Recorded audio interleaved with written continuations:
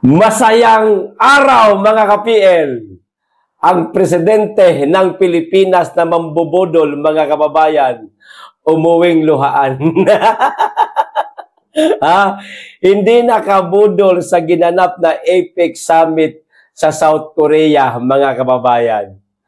Alam niyo po bang hanggang sa kahuli-hulihang oras sa pagtatapos ng APEC Summit sa South Korea, mga kababayan, ay sinusubukang mambudol ni Gonggong Marcos, mga kababayan, ang presidente ng South Korea. Pero kasamaang palad ni Gonggong Marcos, mga kababayan, hindi niya po nabudol. Meron siyang inalok, pero tinanggihan po. Para sa akin, pagtanggi itong naging sagot, mga kababayan, ng presidente ng South Korea. O eto, basahin ko po ang balita, mga kababayan. Maliban dito, marami pa po tayo pag-uusapan. Naku, kung gaano kakapal talaga itong si Gonggong Marcos, mga kababayan, pagkatapos niyang birahin ang China, tapos ngayon bigla siya makikipagkamay. O unahin ko po muna ito. Ito ho, susubukan ko. Sino may sabi nito? O ito, ipagpatuloy ko yung basa para maintindihan po ninyo. Sa pagtatapos ng kanilang bilateral meeting sa APEC 2025 Summit sa South Korea, sumagot si South Korean President Lee Jae-myung matapos siyang imbitahan, ayan na, ni President Marcos Jr. na bumisita sa Pilipinas. Ayan, bisita lang naman mga kababayan. Inimbitahan siya. Sabi ni Mr. Gonggong Marcos, baka pwede kang bumisita sa Pilipinas, sir? Akong bahala sa'yo, marami akong pulburon doon. Paliguan kita ng pulburon. Joke lang. Ito po, tuloy ko yung basa. Sa pagpupulong, buong sigla. Mapasigla. Talagang masigasig itong si Gonggong Marcos na imbitahan yung presidente ng Korea. Sa pagpupulong, buong siglang inimbitahan ni Marcos ang Korean leader na bumisita sa Pilipinas. Okay? Ito po ang sabi ni Marcos mismo. Mr. President, I would like to invite you to come and visit us in the near future. Sa Tagalog, Mr. President, inaanyayahan ko po kayong bumisita sa Pilipinas sa lalong madaling panahon. Asap, mga kababayan. As soon as possible, mga kababayan. Agad-agad, ura-urada. Demanding ka rin no? Demanding po ito si Gonggong Marcos, mga kababayan. Alam niyo po kung ano ang naging sagot ng presidente ng South Korea. Ito. Susubukan kong bumisita sa Pilipinas. English. I will try to visit the Philippines. Sa madaling salita, mga kababayan, itong sinabi ng South Korean President para sa akin, isang pagtanggi na po ito, mga kababayan. Ito yung desente na pagkakasabi ng no. Para hindi masaktan yung taong nag-imbita sa kanya, yun na lang ang sinabi. Sige, susubukan kong bumisita sa Pilipinas. Pero ang katotohanan niyan, mga kababayan, sa loob-loob ng taong inimbitahan ni Bongbong Marcos, tinanggihan nga kitang umutang ng malaking halaga. Pabibisitahin mo ako sa inyo para utuin mo ko, bubudulin mo ko, hihikayatin mo ko at kalaunan, uutangan mo ako gayong napakalala ng korupsyon sa bansa mo. Ano ako? Bangag? Parang ganun lang, mga kababayan. Di ba? Siyempre, hindi ho magpapauto yung presidente ng South Korea kasi lahat po ng leader na mga pinuntahan ni Bongbong Marcos magmula pa lamang po, mga kababayan, sa ASEAN Summit. Hanggang dito po mga kababayan sa APEC Summit, yung mga leader po na naroon, hindi po lingid sa kaalaman nila ang totoong nangyayari ngayon na napakalalang korupsyon sa ating bansa. Kaya nga ganyan ang turing sa kanya eh. Di ba? Merong ibang leader na kinakausap niyang, subukan niyang kinakausap, pero merong isang leader na lalapit, hinahatak yung kinakausap niya. Para bagang sinasabing, wag mong kausapin yan. Mabubudol ka lang yan. Mismong yung kanyang mga mamamayan nga eh, itinatakwil na siya, siya lang may ayaw. Ang tigas ng muka. Ganon. Meron namang tipong makikipagkamay siya sa isang leader, pero hindi inabot yung kamay, kundi doon sa katabi niya. Diba, napakalaki insulto niyan. At higit sa lahat, yung siya ang tumanggap ng chairmanship, mga kababayan, sa susunod na taon, bilang ASEAN Summit chairman o host, ang litratong nasa likod si Duterte. Napakalaking insulto nun, mga kababayan. At kiniwento di umano yan ni Rigo Duterte, apo ni Tatay Digong, nung bumisita siya doon sa Dahig, Netherlands, sa detention facility ni Tatay Digong. Ikinuwento yan alam niyo po ba, Lolo? Parang ganun ang senaryo. Habang tinatanggap po ni Bongbong Marcos yung chairmanship sa susunod na taon bilang ASEAN Summit chairman, ang litrato pong nasa screen na malaki, ikaw po, Lolo. Parang ganun siguro ang pagkakakwento. Alam niyo po ang naging reaction ni Tatay Digong, bahak-hak daw mga kababayan eh. Talagang humalakhak daw po ng tawa eh, si Tatay Digong eh. Di ba? Etong pagtanggi po mga kababayan, nitong South Korean leader o president, sinasabi niya, di niya man direktang sinabi na, no thanks, walang ganon. No. Hindi ako pupunta sa inyo. Walang ganon, siyempre para hindi niya mapahiya yung nag-imbita sa kanya. Maliwanag ho ito, mga kababayan. Susubukan ko. Parang ikaw lang ikaw, tayo, ganyan. Iniimbitahan ka ng taong, alam mo yung traitor sa'yo. O wag na lang yung traitor sa'yo, masyado mabigat yan. Yung tao na lang na kilalang notorious sa lugar nyo, kilalang durugista, ayan, kilalang tulak ng pinagbabawal na gamot, ayan, kilala ha. Tapos, birthday niya, nung taong kilalang notorious sa lugar ninyo o tulak ng droga, iimbitahan ka ng birthday.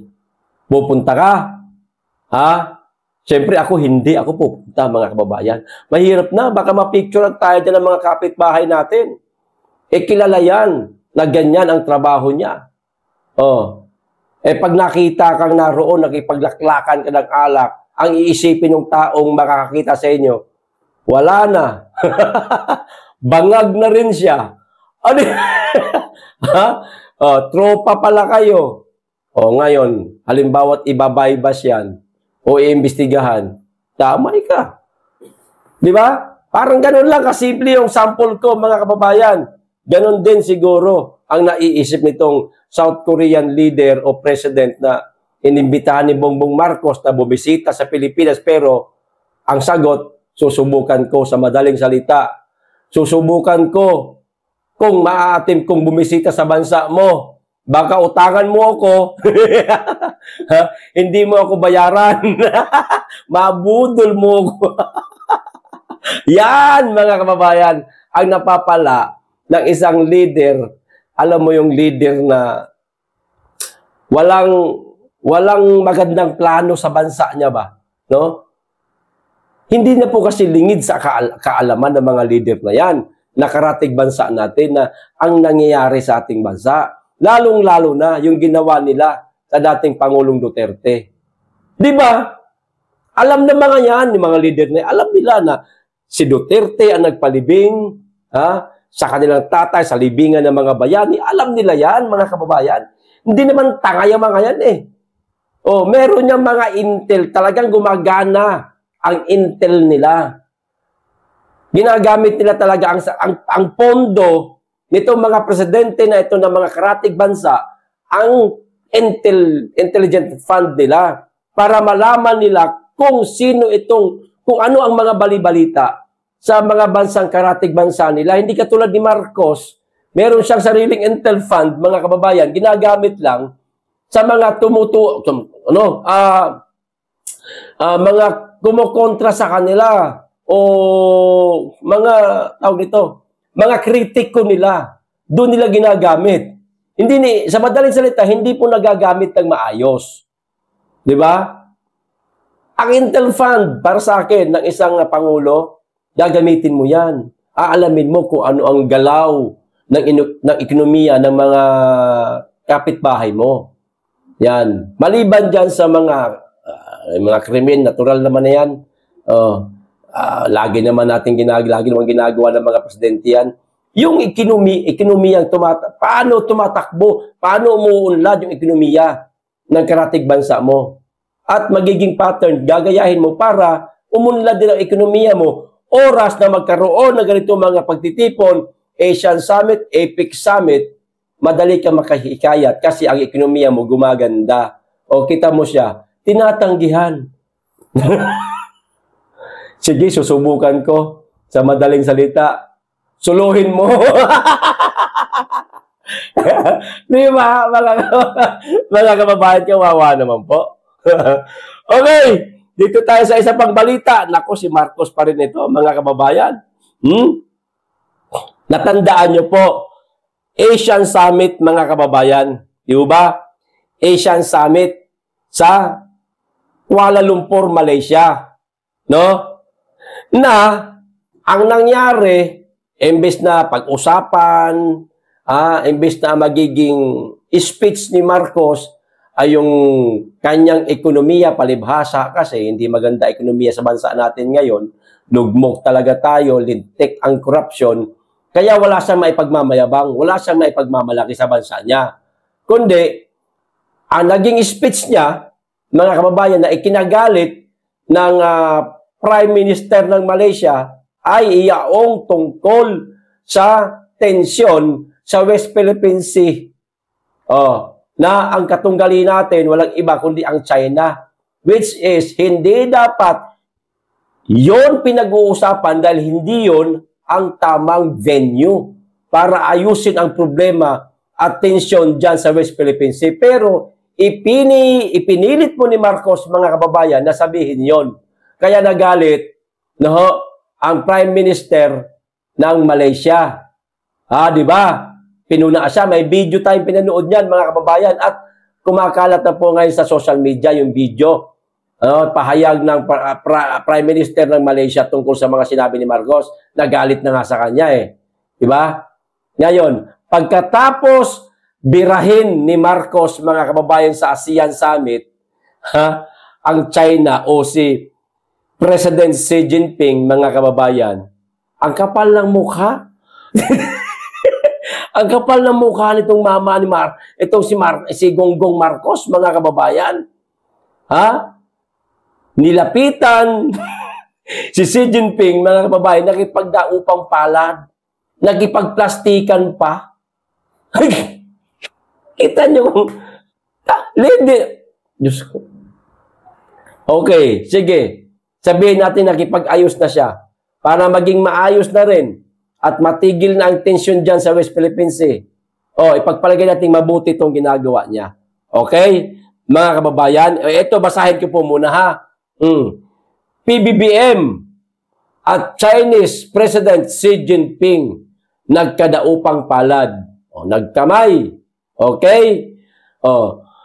Gyeongsu, South Korean, pagkatapos magbigay ng kaniyang talumpati si Chinese President Xi Jinping sa APEC retreat session, nilapitan at binati ni Pangulong Ferdinand Marcos Jr. si Xi, mga kababayan. Ayan Pero pansinin niyo po, mga kababayan, dito sa unang litrato, ayan medyo nasa gilid lang sila. Pakita ko sa inyo. Ayan ang lumapit po mismo Si Bongbong Marcos, mga kababayan, ano ho? Oh. Pansinin niyo po yung nasa likod ni si Chinese President Xi Jinping, yung Chinese din na kasama niya.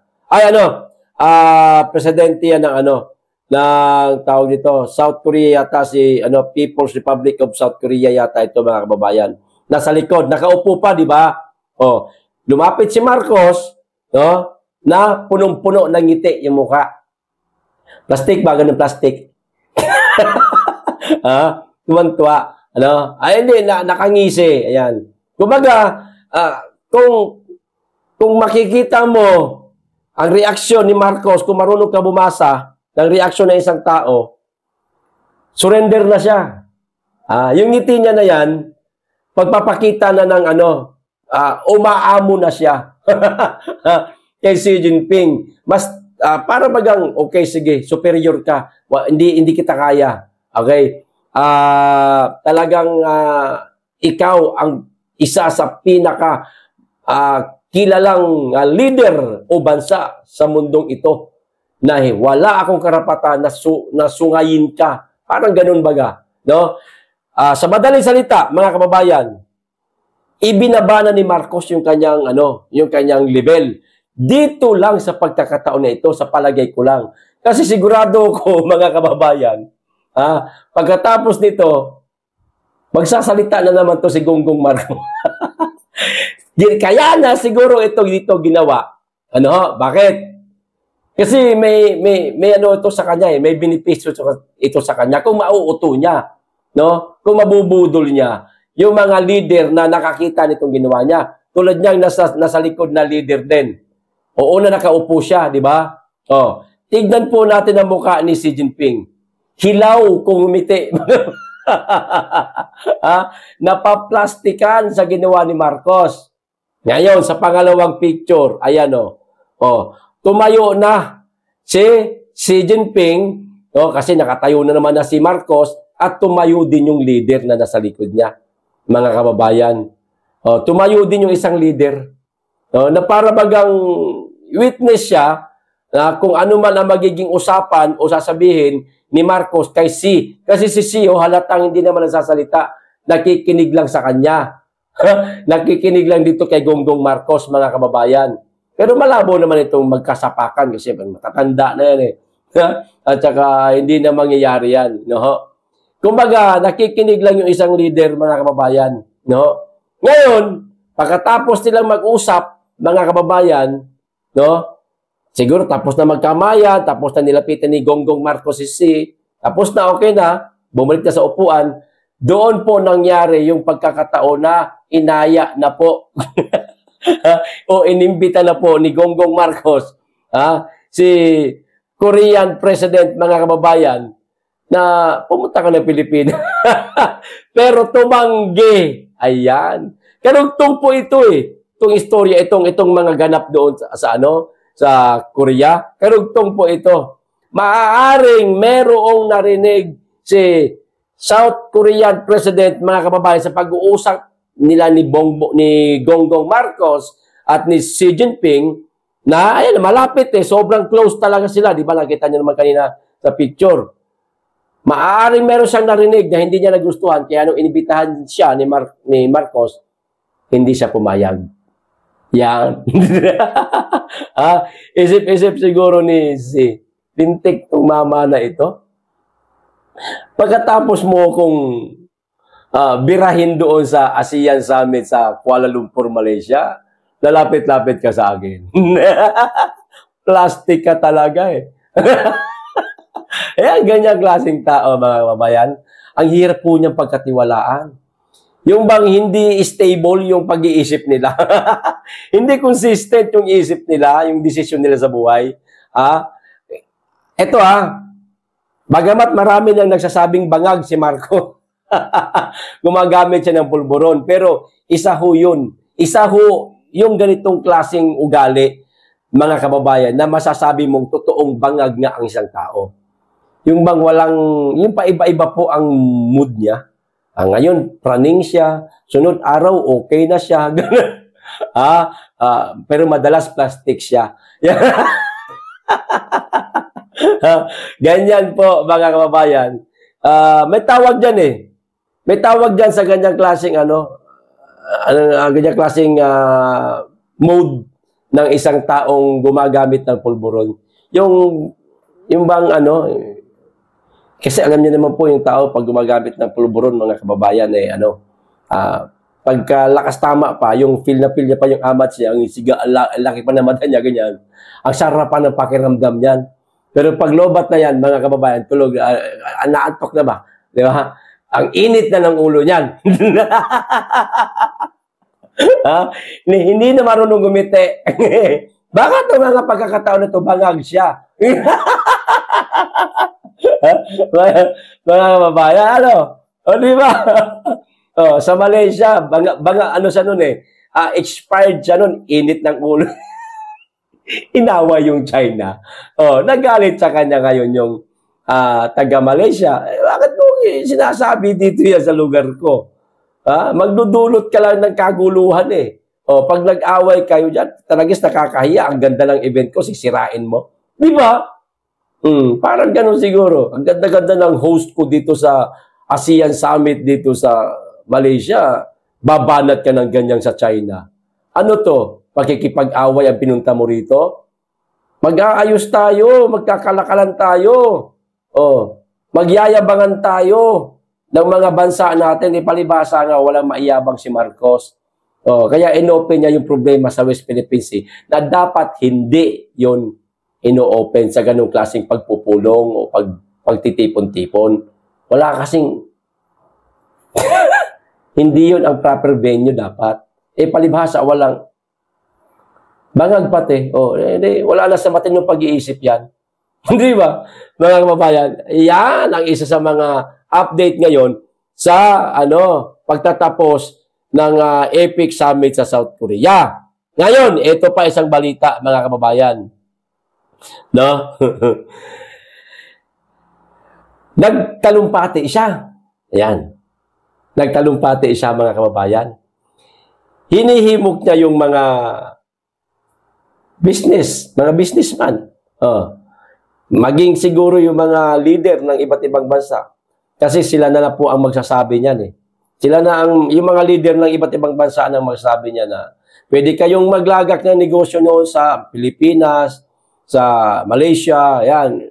Ganun ba? Mga karatig bansa natin kasi maganda ekonomiya nila. Ito po yung video, mga kababayan. Nakakatawa talaga to si Marcos. Lakasan na ng loob to.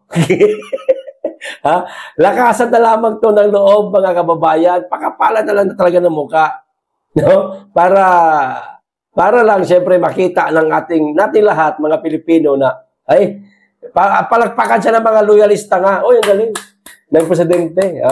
Talagang nang hikayat siya ng mga investor na mamuhunan sa bansa natin. Ang tanong, meron ba? Sa palagay mo, Marcos, meron kang mahihikayat? O panoorin muna natin itong video niya, mga kababayan. So, today, let me make our message clear. The Philippines is open, ready, and eager to do business with you. The Philippines offers more than just a strategic location at the heart of the region. We bring a dynamic workforce, a thriving, innovative ecosystem, and an unwavering commitment to sustainable and inclusive prosperity. So let me conclude by warmly inviting you to visit the Philippines next year as we proudly chair ASEAN. Our chairship will advance a stronger APEC-ASEAN alignment and promote coherent policies, resilient institutions, and broader opportunities for all. We welcome our partners from across the region, and we invite the business community to join us in shaping a connected, resilient, opportunity-driven Asia-Pacific. Maraming salamat. Yorobum Kamsadul Imnida. Ayan. Nahikayat siya ng mga investor, ng mga businessman, mga kababayan, na ang mga matagal lang mga business, merong mga business owner po sa Pilipinas. Nasipaglayasan na nga eh. Di ba? Yung iba, Nung kailan lang, isang buwan yata nakalipas, mga Ayala naglagay ng negosyo sa Davao City. Ang masama nito, mga kababayan, kaka-invite ni Marcos pamuhunan sa ating bansa, itong mga foreign investor, sa Davao City, bumagsak, mga kababayan. Ha? Ang ganda, maganda po ang magiging ang magiging ekonomiya ng Davao City. Abay lalago, yayaman lalo ang Davao City. Baka maungasan pa yung Central Luzon, mga kababayan. Di ba? O baka ganun, o baka lang naman, mga kababayan. Pero sa palagay ko, malabo po, malabo. At ako na mismo yung nahihiya ngayon, alam nyo ho. Alam nyo yung sa darating pa lang na 2026 na magiging tayo na ang host nitong ASEAN Summit na gaganapin. Ang nakakatakot at nakakahiya dyan, mga kababayan, alam niyo po kung ano? Baka ilang bansa lang po ang dumating. Baka ilang bansa lang. Malaking kahihiyan po yan. Lalo sa bansa natin. Kung kahihiyan man po ang mga nangyayari doon sa ASEAN at saka sa APEC Summit na halos nilalayuan na si Marcos. Ni sa kanyang lamesa nga, siya lang mag-isa ron eh. Hindi siya tinatabihan ng ibang leader. Kinakawayan niya eh, nilalayo yung kamay. Litrato ni Tatay Digong ang nakalagay sa screen. 'Di ba? Yung isang leader hinatak papalayo sa kanya. No? Baka iilang leader lang ang dumating sa bansa natin yan. Mas lalong nakakahiya ho yan, mga kababayan. Dahil yan kasi sa administrasyon niya at sa pamumuno niya na ang ipinakita sa simula pa lang hanggang sa mga pagkakataon nito ay pamumulitika. Anong ginawa nila sa dating Pangulong Duterte? Sa lahat ng mga alyado ng mga Duterte, pinatahimik nila sa pamamagitan ng pagkulong katulad ni Pastor Kibuloy. Alam ng mga karatig bansa natin yan? Alam yan. Hindi yan lingid sa kaalaman nila. Alam nilang lahat yan. Kaya ang baba po ng tingin sa atin ng mga karatig bansa na yan. Good luck, Bongbong Marcos. Yung isang leader na nagsalita nun, may pinaghuhugutan yun. Sa palagay ko lang, mga kababayan, may pinaghuhugutan yun. Good luck, Bongbong Marcos, kung magiging maayos ang pamumuno mo sa sarili mong bansa. Parang ganun ba? Yung tanga, na Gonggong Marcos, nakaupo, ngingiti-ngiti, hindi niya magets ang ibig sabihin. Na sinabi ng kapwa niya leader. Obob nga eh. Di ba? O ito pa, huling balita, mga kababayan. Nako, gaano kaya katotoo ito? Na meron di umanong nagtangka sa buhay ni Gutesa, mga kababayan. Alam nyo na, ang motibo, bakit pinagtangkaan ang buhay niya. Maaari, marami pang nalalaman itong si Gutesa, mga kababayan, sa maanumalyang flood control project at sa mali-malitang perang idiniliver niya. So, pinagtangkaan ang buhay niya, maaaring gustong kitilin yung buhay niya, mga kababayan, para matahimik siya. Kahit na ang mga nagbabantay sa kanya, yung mga kapwa niya, tropa o kabaro niya ng mga Marines, abay, delikado pa rin pala ang buhay nitong mama na ito. Nanganganib pa rin pala, mga kababayan. Pinagtangkaan yung buhay niya eh. Pero, kasamaang palad ng mga nagtangka sa buhay ni Gutesa, mga kababayan, at kaswertihan naman ni Gutesa, nahuli na po. Yung nagtangka sa buhay ni Gutesa. Maganda ron sa nahuli na yon, sa nagtangka sa buhay ni Gutesa, imbestigahan, pitpitin ang bayag, kuryentehin ang itlog, no? Para umamin kung sino ang nag-utos sa kanila. Imposibleng wala. Magkano ang ibinayad doon sa maaaring gumurgor kay Gutesa, no? Magkano ang ibinayad para mapapayag siyang gurgurin sa Gutesa? At ang importante kung sino ang nag-utos talaga.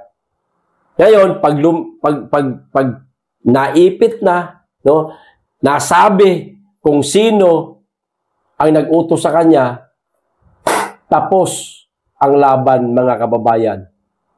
Makukulong na ang dapat makulong. Ang problema lang, baka nakatakas na ng ibang bansa. Kasi ang sabi-sabi, magbibigay o nag-request daw ng travel clearance. Masaklap yan, baka nakalabas na. Bago kumanta, itong nahuli na gustong gumurgor kay Gutesa. Nagtangka sa buhay niya. Sana, sa lalong madaling panahon, lumabas sa bibig nitong nagtangka sa buhay ni Gutesa kung sino ang nag-utos sa kanya bago pa makalipad ng bansa. Para tapos na. Tapos ang lahat, mga kababayan. Diyan magtatapos. Kung hindi man na ipakulong dahil pinagtatakpan po sa mga investigasyon Di ba? Pag nabanggit yung pangalan niya, yung nagbabanggit, nadedelikado pa buhay, nadedehado pa tuloy. Parang pinagtatakpan sa mga investigasyon. Kung hindi man nasukol sa mga investigasyon, maaari siyang makalaboso pag kumanta o pag ikinanta siya nitong nagtangka sa buhay ni Gutesa. Sana pitpitin yung young bulls niyan hanggang sa umamin. Yan lang kadali yun. Di po ba? Ayos. So hanggang dito lang po. Maraming salamat. Mag-iingat kayo lagi at higit sa lahat. Mahalin po natin ang Pilipinas.